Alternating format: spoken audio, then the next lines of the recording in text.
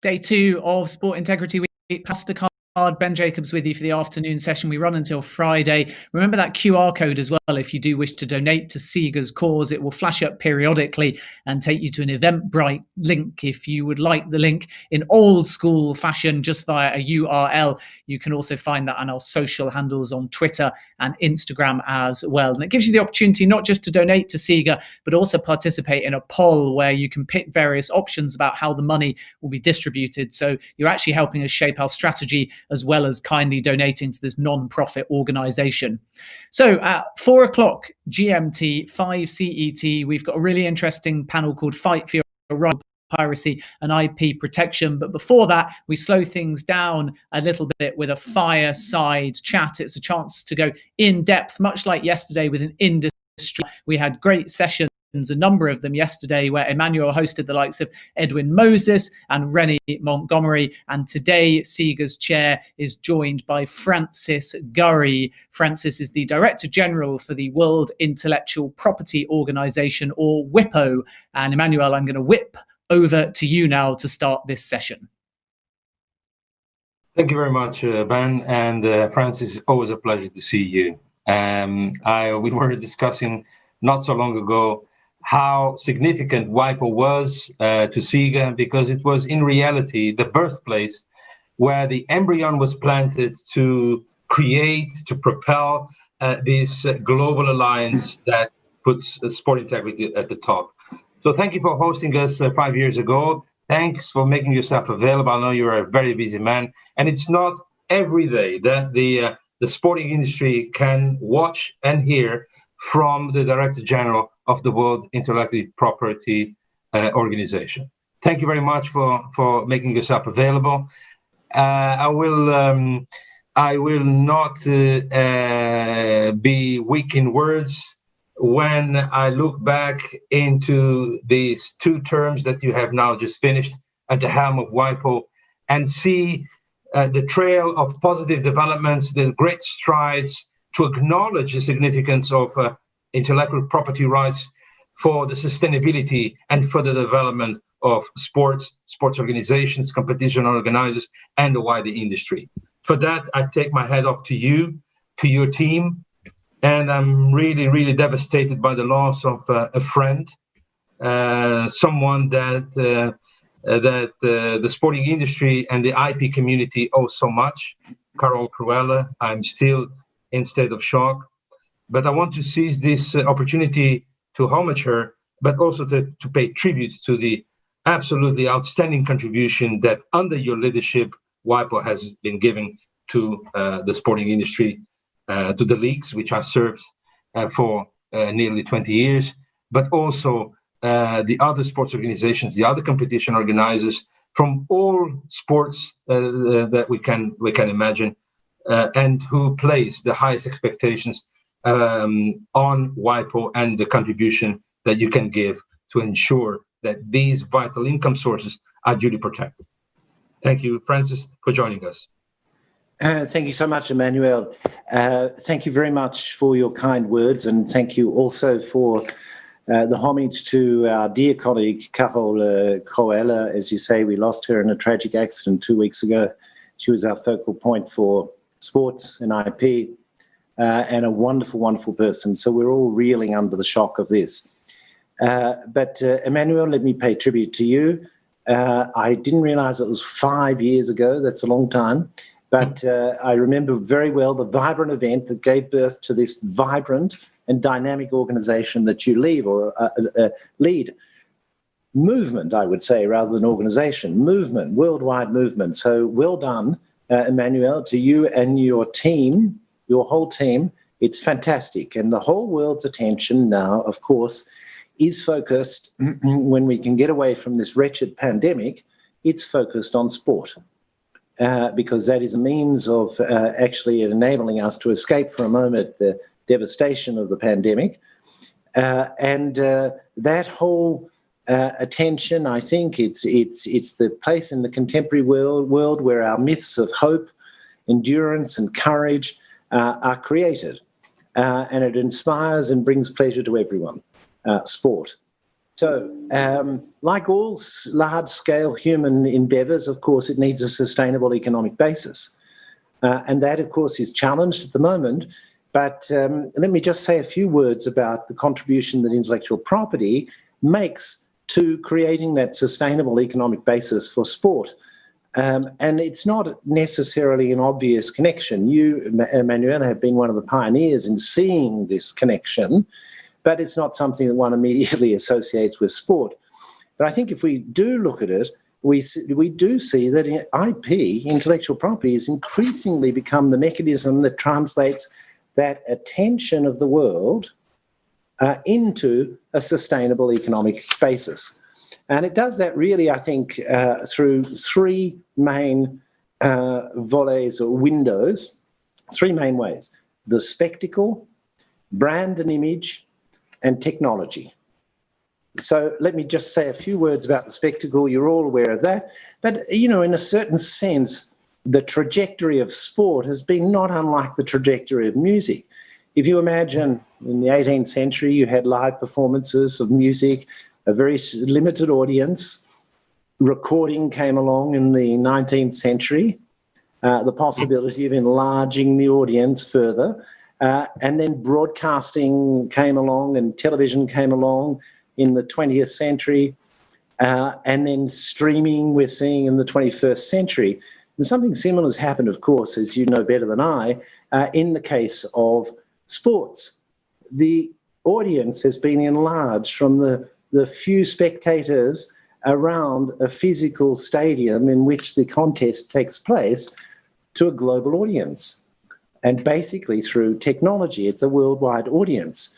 Now, in order to, as we say rather crudely, monetize that attention that the worldwide audience can give, of course, we rely on an exclusive right on the part of the sporting event organizer to be able to charge a fair remuneration to provide the sustainable economic basis for the holding of the event, for all of the things that are associated with that, and of course for the whole world. And that exclusive right of broadcasting generally is under threat, as you know, and I think you're about to discuss in the next panel, from signal piracy. And since this is the major means by which the sustainable economic basis can be created, let's say that take the example of the Rio Olympics, it's 2016, I think the broadcasting rights were around about 2.6 billion. And a lot of that, figure of 90% is sometimes given, is in turn reinvested in sporting infrastructure around the world. So it's a virtuous cycle, but you do need the exclusive IP right of the broadcasting right at the centre in order to create a monetary value out of this fantastic spectacle that so moves all of us. Then a couple of words about the brand and the image. Well, I think this operates on the level of the league, if you like, as a whole, the club and the individual. Yeah, all have an opportunity in this to be involved in the monetization, the valorization of their particular brand, which distinguishes them. Yeah. And then, of course, there's technology. And with technology, you have everything from the equipment and the sporting goods, the same game supervision technology, the goal line technology that we now have, the technology for tennis and making the calls. All of this, of course, is an integral part of improving the acceptability and the performance and integrity of sports. So I think there are many, many ways in which we can see this crucial role played by intellectual property in relation to sport. I think you are absolutely right. We are on the same page, no doubt. You referred some very important points: the contribution of sport to global society and the global economy, and the impact that sport itself and sports content, the matches, everything surrounding sport had to the development of the audiovisual industry. Let's not forget about that, the impact in terms of innovation, technological advancements. But that comes with a price, because nothing is free. And sports organizations and competition organizers, whose social function is invaluable and irreplaceable, require income streams to fund their activities in order to be able to organize their competitions, invest in youth development, in grassroots sports, and produce this social function that no one other sector can render. Self-esteem, confidence, team spirit, and many other positive effects. Now, I regret saying this, but all this is a danger. It's under threat. It's under threat because for many years everyone was aware of the growing cannibalization of these income streams, the irrefrained activity of digital piracy, knowing the authorities where were the sources and who is behind these piracy acts. But now we even have the global pandemic, which forced the world to brace. But in sports, it's a real crisis. Even the existing television deals have been renegotiated with massive losses to sport. We had for 3 months stadiums, streets, sporting grounds closed, no income coming in, and the prospects of a second global wave causes obvious reasons of increased concern. And since the sporting industry, the development model was all based on audiovisual rights, predominantly 30% in Spain, 28% in the UK, and so on and so forth. The lack of action, the lack of real legal protection endangers the whole sport, the whole system, and the positive contribution it can give to global society and global economy. And I ask, if this is so obvious, what's preventing the European Union from enacting legislation to protect these IP rights? If they exist to other sectors, why not to sport? Mm-hmm. And Francis, you touched again a crucial word, which is live. The true value of sports-related IP rights, the broadcasting, the TV streaming, it depends on live. This is where the value is. No one wants to eat food from yesterday. The value of a match which is not broadcasted live, it drops significantly. So, for the sake of everything that sports stand for, its survival, and I use this word deliberately, it is very important to see the positive contribution that WIPO is giving, placing this concern at the top, taking action, instigating governments to do what only they can do, and that is to enact legislation to protect the sustainability of the whole industry. Yeah, absolutely. So as you know, Emmanuel, we have an exercise on in the field of strengthening and bringing into the digital world broadcasters' rights. And look, we're getting there. It's been a long exercise, I'm afraid, because, as you know, intergovernmental negotiations are not very good. The capacity to agree internationally these days is extremely limited. But we're confident that we'll get there by 2021, we're hoping. And that will make a difference. And I think, we really have to bring attention to all of those factors that you mentioned, Emmanuel, that are really the reason why we have these rights. We don't have them just because they're nice to have. We have them because they provide the sustainable economic basis that underlies all of those things that you have mentioned, from the joy and pleasure that people get from watching the spectacle right through to the reinvestment in the whole infrastructure that enables sport to be such a draw card for the world. Yeah. And what is even more frustrating is when I listen to some of my colleagues in the European leagues or the World Leagues or other important competition organizers, be they Formula One or World Rugby, etc., is that apparently they are prepared to drop their arms and conform with the slow pace in which these discussions have been held, and the lack of leadership from the European Union and other relevant authorities. I think this is a moment to demand accountability, and I think this is the moment where we need to roll up our sleeves and push forward, because this is absolutely imperative to the survival of a very dynamic, very impactful, creative industry that, contrary to others, has its value on a live broadcast, and that must be taken into account. It's a specific sui generis IP right, and without which the whole system collapses. Yeah.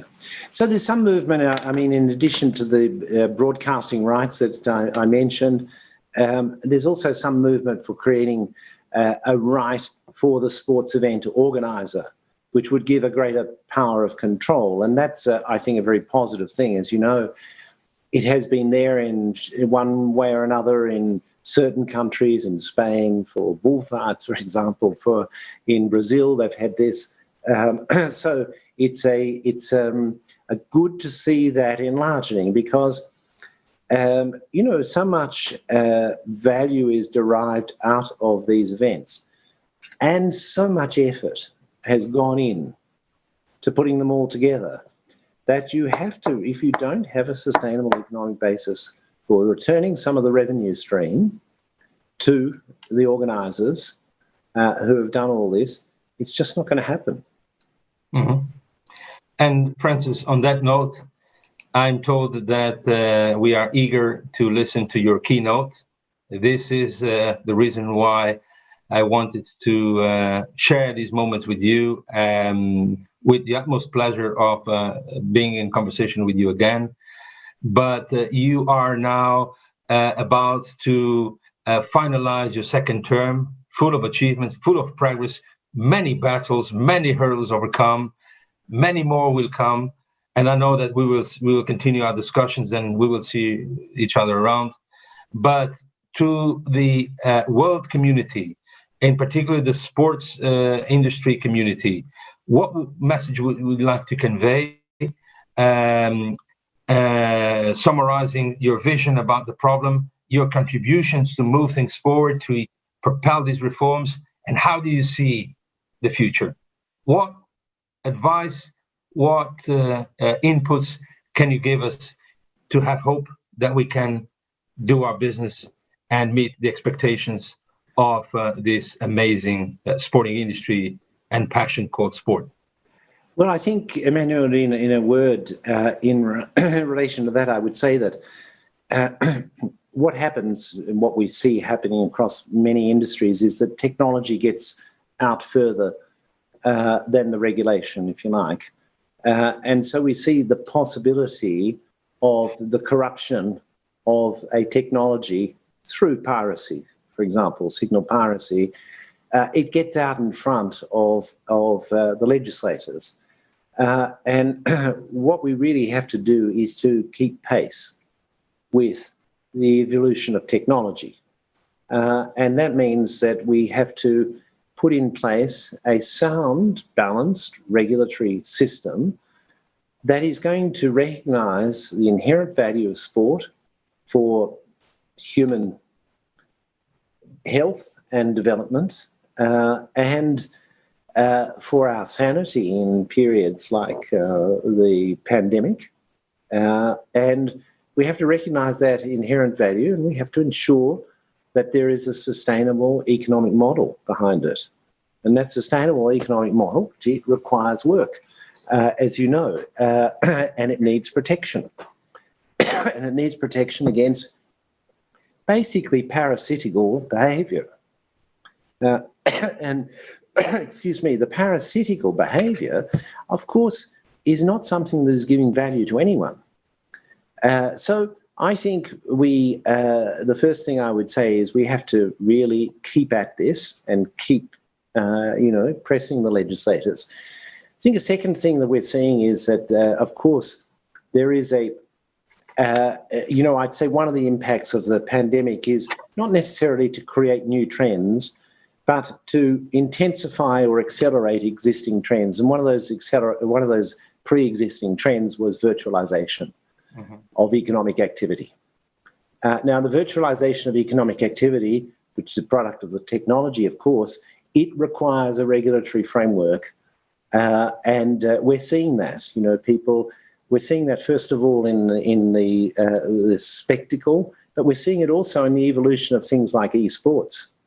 And one can have different views about esports, what you think of them, whether they're sports and so on, but it's now quite an industry. And that's part of the virtualization of the whole of human activity that has been occurring and that is accelerated by the pandemic.